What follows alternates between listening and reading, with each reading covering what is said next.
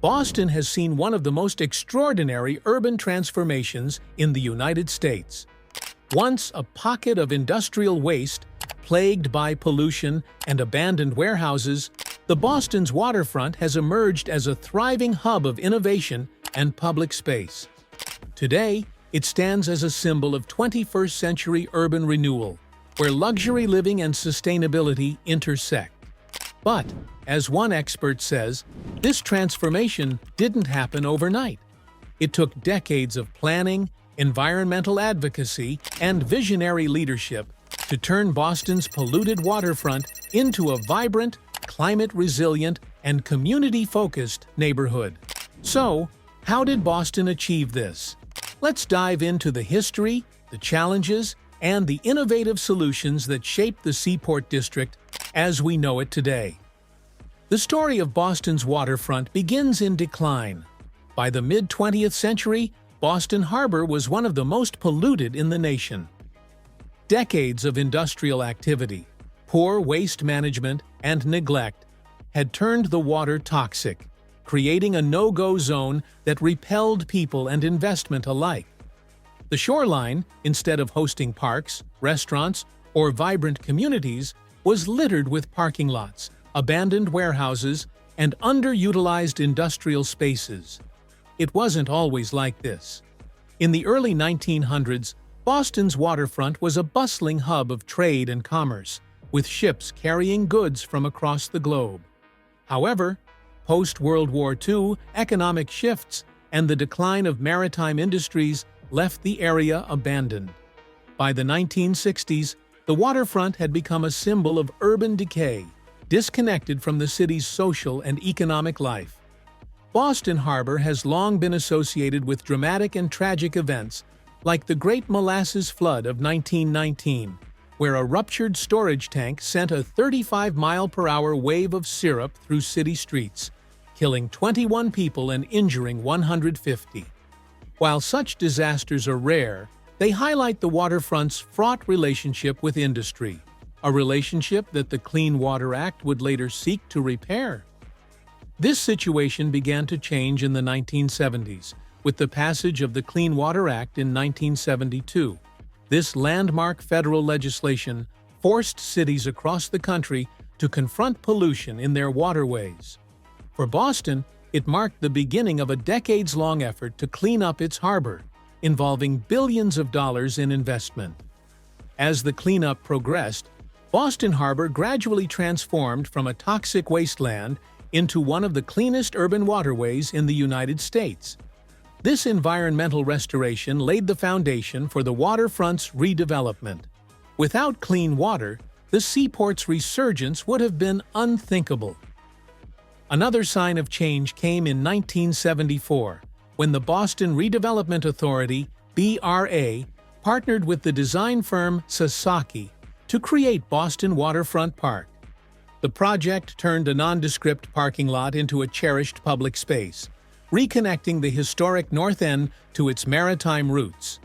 This transformation marked a shift in thinking, showcasing the waterfront as a valuable community asset rather than merely a site for commercial development. The park's success proved that public spaces could breathe new life into neglected areas, setting a precedent for future projects. Inspired by this achievement, the BRA tasked Sasaki with crafting a comprehensive vision for the entire waterfront. Unlike earlier redevelopment efforts, many of which drew criticism for prioritizing developers over local residents, this initiative placed community engagement at its core. Sasaki's approach was groundbreaking. The team conducted extensive interviews and surveys with a diverse group of stakeholders, including residents, fishermen, and waterfront workers. Their goal was to design a waterfront that served everyone, not just corporate interests. By prioritizing inclusivity, the plan aimed to strike a balance between public access, environmental sustainability, and economic opportunity. This collaborative process helped restore public trust in the BRA, which had previously faced backlash for controversial redevelopment projects. By demonstrating that thoughtful, community-centered design could address the needs of both residents and businesses. The Waterfront Park project became a symbol of how urban renewal could align with public interest. It laid the foundation for the broader transformation of Boston's harbor into the vibrant and accessible waterfront we see today, blending history, recreation, and innovation. The Big Dig, one of the most ambitious infrastructure projects in U.S. history, played a pivotal role in Boston's transformation, particularly the revitalization of the seaport. Spanning from 1991 to 2008, this $14.6 billion endeavor relocated Boston's Central Artery underground, replacing the elevated highway with parks, green spaces, and a more integrated urban landscape. For the seaport, the Big Dig's most transformative impact was connectivity.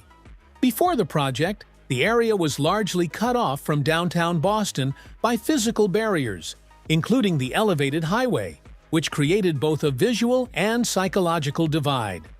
By moving the highway underground, the Big Dig linked the seaport seamlessly with the rest of the city. This improved access made the once-overlooked district a prime target for developers and businesses, sparking its evolution into a vibrant waterfront community. The project's influence on the seaport extended beyond transportation. Excavated dirt from the Big Dig was used for land reclamation, adding new landmass along the waterfront. This technique, a hallmark of Boston's urban development since colonial times, expanded the city's real estate footprint without displacing existing neighborhoods. This newly created land became a foundation for the modern seaport, providing space for its sleek glass buildings, luxury condos, and innovative public spaces. Despite its staggering costs and prolonged construction timeline, the Big Dig reshaped Boston's urban dynamics and set the stage for the seaport's transformation. By improving connectivity and creating new land, it turned a neglected industrial area into one of the city's most sought-after neighborhoods, demonstrating the profound impact of infrastructure on urban development. One of the defining features of Boston's seaport transformation has been its emergence as a hub for innovation and entrepreneurship. Dubbed the Innovation District by then-Mayor Thomas Menino in 2010, this rebranding was not just a marketing move, but a vision for the seaport to become a magnet for startups, technology companies, and creative enterprises. This designation catalyzed a wave of development tailored to attract the next generation of businesses and workers.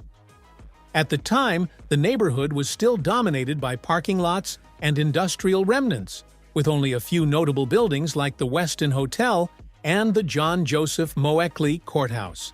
But the Innovation District branding sparked a wave of investment. Developers flocked to the area, drawn by its newfound accessibility and the promise of high returns. The district now hosts over 350 companies, including tech giants, biotech firms, and venture-backed startups. Companies were drawn not only by the modern office spaces, but also by the vibrant, collaborative atmosphere. The seaport became synonymous with cutting-edge co-working spaces, such as WeWork and Industrious, designed to foster creativity and connection. Tech and innovation conferences also found a home here, further cementing its reputation as Boston's most forward-thinking neighborhood. Infrastructure and amenities were designed to appeal to this new wave of professionals. Luxury apartments with waterfront views, trendy restaurants, and a thriving art scene helped make the seaport an attractive destination for young, ambitious workers. Outdoor spaces like Harbor Walk and innovative public art displays created an environment where work and leisure seamlessly blended, a key feature of the district's appeal. The seaport's rise as an innovation hub has even attracted international attention, with companies from Europe and Asia establishing a presence here. The district now rivals Cambridge, home to MIT and Harvard, as the center of Boston's innovation economy.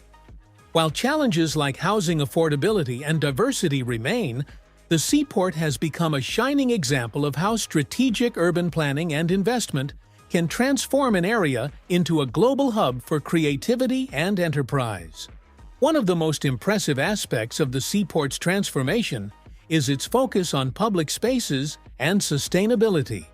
Aware of the growing threat of climate change, urban planners and developers made climate resilience a key priority in the neighborhood's design. With rising sea levels a significant concern for coastal cities like Boston, the seaport was meticulously planned to withstand these environmental challenges. Green spaces, parks, and pedestrian pathways not only enhance the area's beauty, but also act as crucial buffers against flooding.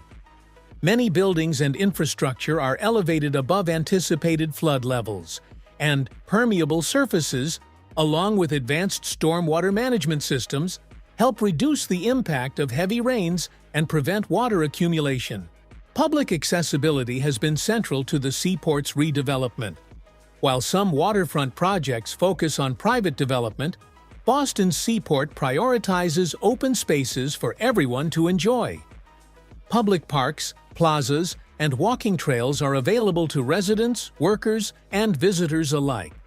These areas are complemented by public art installations and regular cultural events, contributing to a dynamic, inclusive community atmosphere. This commitment to public access and sustainability ensures that the seaport is not only a thriving business and residential hub, but also a space that prioritizes the well-being of its people and the environment for generations to come. Today, Boston's waterfront stands as one of the city's crown jewels.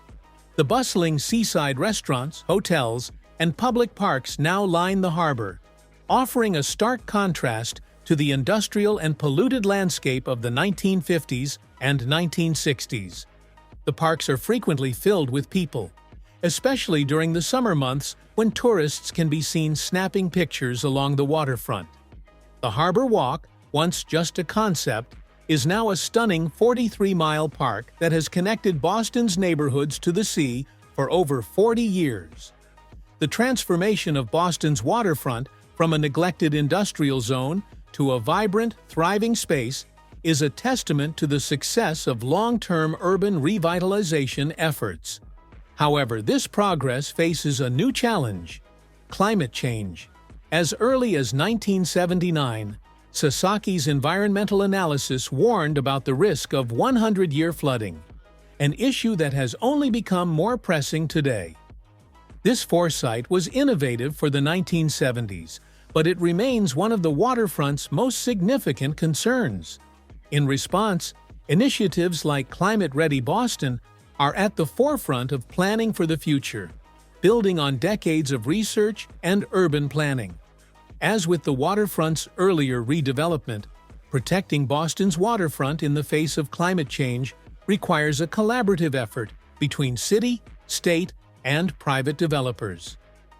As efforts like Climate Ready Boston continue to guide the city's adaptation to climate change, leaders like Mayor Michelle Wu emphasize the need for inclusive planning. This is what she had to say. While efforts like Climate Ready Boston aim to safeguard the waterfront from future environmental challenges, the seaport's growth has introduced new obstacles that must also be addressed. Despite the neighborhood's success in terms of development and sustainability, there are pressing issues that come with rapid urban expansion. Traffic congestion remains one of the most pressing challenges facing the Seaport District. As the area has experienced rapid growth in recent years, the transportation infrastructure has struggled to keep pace. While the Big Dig, Boston's massive infrastructure project, improved connectivity to downtown by moving highways underground, the seaport still faces limited public transit options. The neighborhood's existing transportation network is not enough to accommodate the increasing number of residents, workers, and visitors. Expanding and improving public transit options, such as additional bus routes, dedicated bike lanes, and potentially extending the subway, will be essential to sustaining the seaport's growth and ensuring its accessibility. Affordability is another major concern in the seaport's ongoing development. The luxury condos, high-end offices, and upscale restaurants that define the area cater primarily to wealthy residents and businesses. This trend has exacerbated Boston's broader housing crisis, leaving little room for middle and lower-income families to live and work in the neighborhood. As the city continues to grow, addressing the issue of affordability will be crucial to maintaining a diverse and inclusive community. Implementing affordable housing initiatives and ensuring that new developments offer a mix of income levels will be key to ensuring that the Seaport is accessible to everyone. In addition to affordability, the Seaport's lack of diversity is another area of concern. The district remains one of the least diverse neighborhoods in Boston, with a predominantly white and affluent population. This lack of diversity has raised questions about whether the Seaport truly reflects the multicultural identity of the city. To ensure the Seaport remains a vibrant, inclusive, and equitable part of Boston, efforts must be made to foster greater diversity through affordable housing, community-driven development, and cultural initiatives that celebrate the city's diverse population. As the Seaport District continues to evolve, its future will depend on how it tackles the challenges that come with rapid growth. Developers are increasingly looking beyond the waterfront, eyeing inland areas for new projects that could define the next phase of the district's development. This shift presents an important opportunity to emphasize key values such as affordability, diversity, and sustainability, ensuring that the Seaport remains accessible to a broad range of residents and businesses. In the nearby Fort Point district, echoes of the Seaport's industrial past remain visible. The area's old factories and warehouses have been creatively repurposed into lofts, offices, and cultural spaces, preserving the district's rich history while adapting to the needs of modern urban life. This blend of old and new creates a unique character that enriches the district's identity. The transformation of the Seaport serves as a model for other cities aiming to revitalize neglected areas. By prioritizing environmental restoration, public access, and innovative design, cities can breathe new life into underdeveloped spaces, turning them into vibrant, sustainable communities. The Seaport's success proves that with thoughtful planning, any city can overcome its challenges and thrive.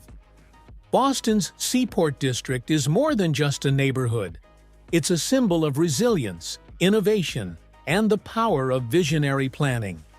From its origins as a polluted industrial zone to its current status as a global hub for business and culture, the Seaport story offers valuable lessons for cities around the world. While challenges remain, the transformation demonstrates that it is possible to balance growth with sustainability, inclusivity, and community engagement.